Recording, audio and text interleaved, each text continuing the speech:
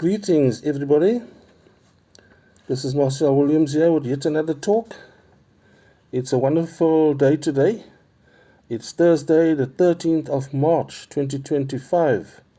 I trust you are well and that you are coping with whatever is on your plate to do. I've been teaching on the fulfillment of biblical prophecy, and I've been busy with the revelations in the recent times.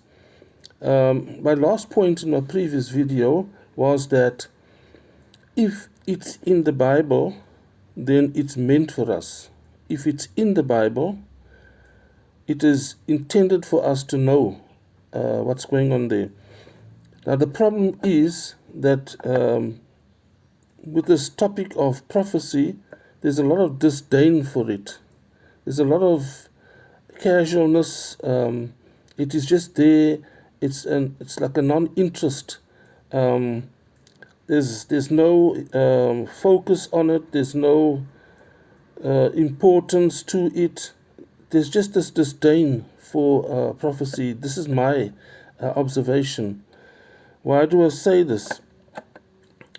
If you look at how society conducts itself, you'll notice that instead of focusing or taking notice of what is in the Bible on prophecy, everything else is instead important.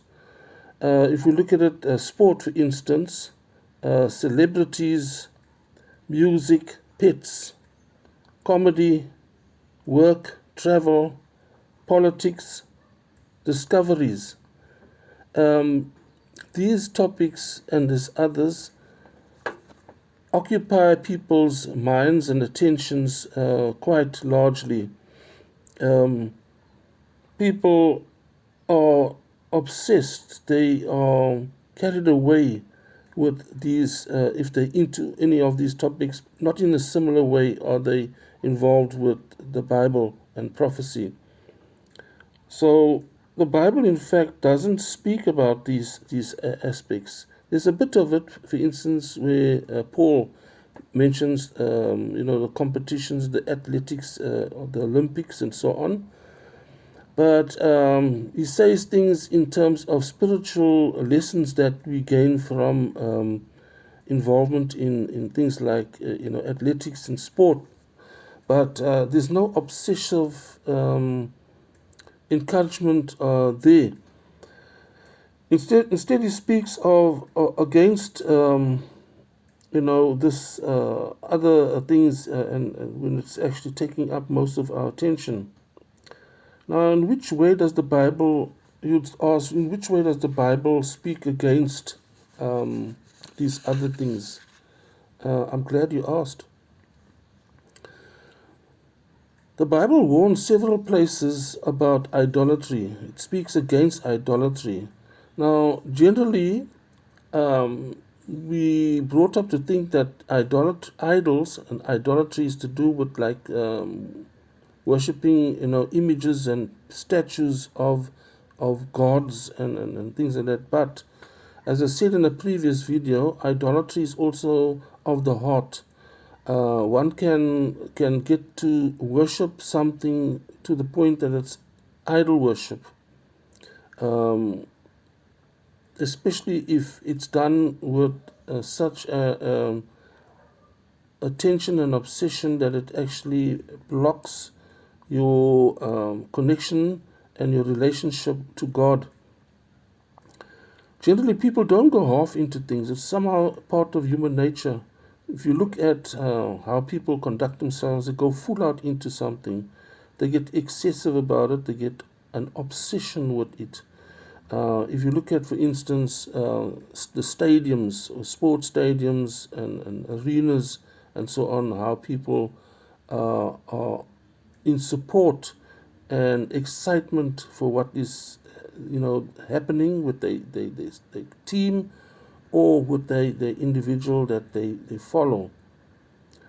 They live for it, like sport. And if you look at social media and people's posts, the topics, like take for instance pets. Some people are absolutely obsessive about their pets. to the extent that there's a neglect um, of the relationship to the Almighty. In fact, you'd say in so many cases there's no relationship at all to the Almighty. The Bible says in Revelation 13, and I have been teaching about fulfillment of prophecy, has been teaching that there's an interesting point there in Revelation 13 that all the world followed after the beast and followed after the dragon. Now, we said the beast is the Antichrist and the dragon is the devil, Satan. And I asked the question even then in that video, how is it possible that all the world will follow? And that is prophetic. Somehow or other in the future there is a point where everybody is going to be, in excess, in obsession about the beast. Even the words there that state, who can compare, who can make war with the beast? Who can make war with him? Now, war, many of us, we think that war is only where people have rockets and bullets and, conflict, human conflict of nations against each other. First World War, Second World War, and the various wars that are taking place, Ukraine and Gaza and so forth. That's the image, that's the concept of war. But if we look at it, that the Bible was translated from Greek, and even before Greek, it was translated to Greek from Hebrew. The Israelites, Hebrew.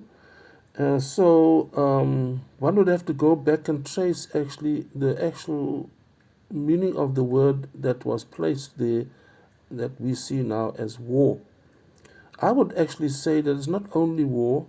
War is, when we talk about figuratively how when people are at war with each other, it means that they are in argument, they're in conflict, and so on. So even on a basis like that, we ask the question then, what is war between people?